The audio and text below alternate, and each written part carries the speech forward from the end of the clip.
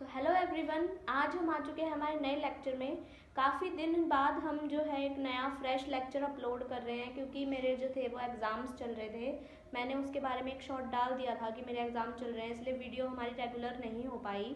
अभी भी कुछ दिन हैं जिसमें वीडियो रेगुलर नहीं हो पाएगी, क्योंकि अभी मेरे प्रैक्टिकल्स बाकी हैं, अभी हुआ नहीं है पूरा जो टोटली है।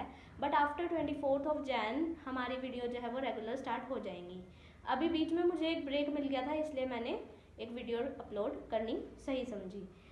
आज हमारा है लेक्चर नंबर 12। अभी तक हम पिछले लेक्चर तक फाइलम एकाइनोडर्मेटा तक कर चुके थे। आज हम करने वाले हैं फाइलम हेमिकॉर्डेटा।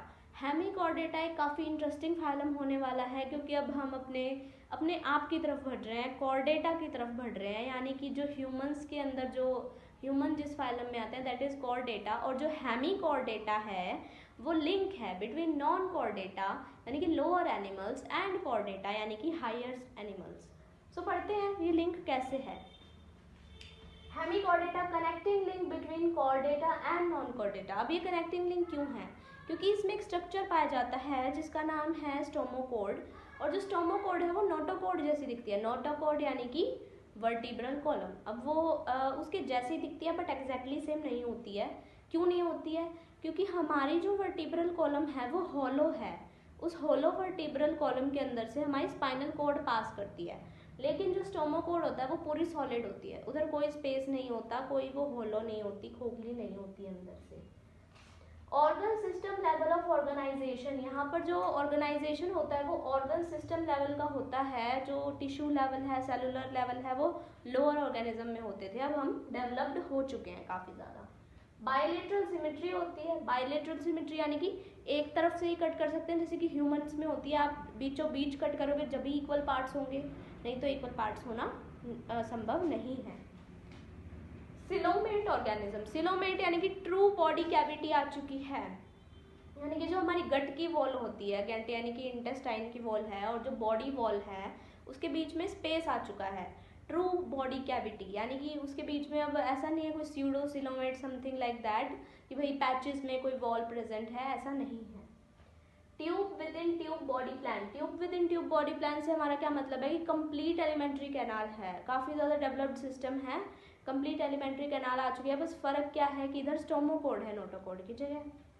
हैबिटेट क्या है? Exclusively marine. Exclusively marine habitat हमने 3 जगह देख लिया है अभी तक। मैं आपको स्टार्टिंग से बताती हुई आ रही हूँ कि एक्सक्लूसिवली मैराइन हैबिटेट है एकाइनोडर्मेटा में, टीनोफोरा में, हेमिकॉर्डेटा में। ये 3 आपको फाइलम्स याद रखने हैं, काफ़ी इंपॉर्टेंट क्वेश्चन बन जाता है। सो गाइज, अब हम करते हैं इसके कैरेक्टरिस्टिक फीचर्स के बारे में।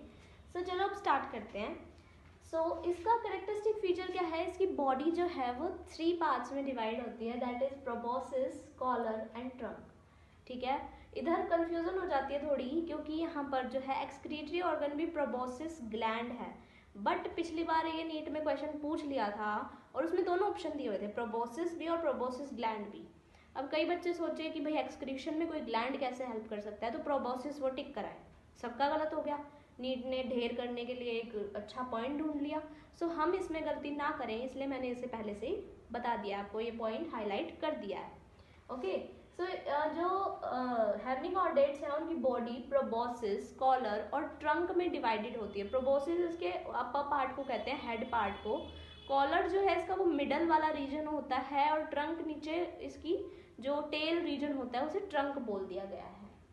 स्टोमोकोड seen in members having rod like mouth. Stomochord जो है वो कुछ मेंबर्स में मिलती है जिनका जो माउथ है वो रॉड लाइक है। रॉड लाइक यानी कि थोड़ा लंबा डंडे जैसा माउथ जिनका है उसमें। ये रिजेंबल्स नोटोकोड, यानी नोटोकोड यानी कि वर्टिब्रल कॉलम, यानी हमारी जो रीढ़ की हड्डी है उससे ये रिजेंबल करती है।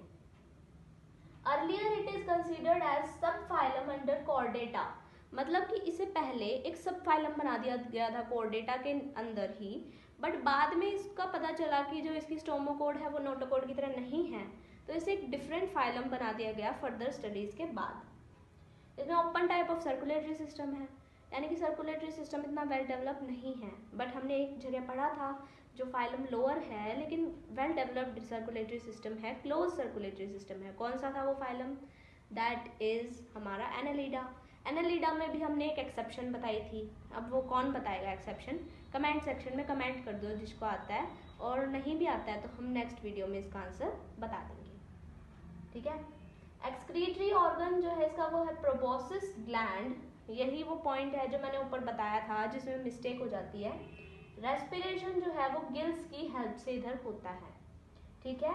और रिप्रोडक्शन जो है वो एक्सटर्नल फर्टिलाइजेशन के थ्रू होता है। एक्सटर्नल फर्टिलाइजेशन मतलब कि फर्टिलाइजेशन बाहर होगी बॉडी से, यानी कि एग ये प्रोड्यूस करेगा, अंदर से ही जो यंग वंस है वो मदर के वूम्ब से नहीं निकलेंगे। सेक्सेस सेपरेट, सेक्सेस सेपरेट मतलब ये बाइसेक्सुअल नहीं है, यानी कि एक ही बॉडी के अंदर मेल और फीमेल दोनों प्रेजेंट यहाँ नहीं है, यहाँ पर अलग अलग हो चुके हैं। इनडायरेक्ट डेवलपमेंट, इनडायरेक्ट डेवलपमेंट का क्या मतलब होता है कि डायरेक्ट जो है वो एग से एक यंग वन नहीं प्रोड्यूस हो जाएगा, बीच में एक लार्वल स्टेज आएगी। लार्वल स्टेज का नाम भी हमने लिखा है टोर्नोरिया लार्वा, ओके। सो अब हम इसका एग्जाम्पल बता देते हैं, इसमें कौन सा एनिमल आता है, दैट इज बेलेनोग्लॉसिस। इस हेमिकॉर्डेटा जो फाइलम है इसका एग्जाम्पल है Balanoglossus. So thank you so much. आज का हमारा फाइलम छोटा सा था, बट हम अब कॉर्डेटा स्टार्ट करने वाले हैं जो कि है बड़ा फाइलम, जिसमें हमें लग सकते हैं एटलीस्ट 2 डेज तो लग ही सकते हैं। सो रेडी हो जाओ, हमारा ही फाइलम है, हम जितना चाहे उतनी दिनों में पढ़ेंगे, जितना चाहे उतनी तो नहीं, जल्दी ख़त्म करने की कोशिश करेंगे, बट हम अच्छे से पढ़ेंगे, डिटेल में पढ़ेंगे। सो थैंक यू सो मच, आज के लिए इतना ही। मेरा अगर वीडियो अच्छा लगता है तो प्लीज़ लाइक करो, सब्सक्राइब करो और शेयर कर दो। Thank you so much.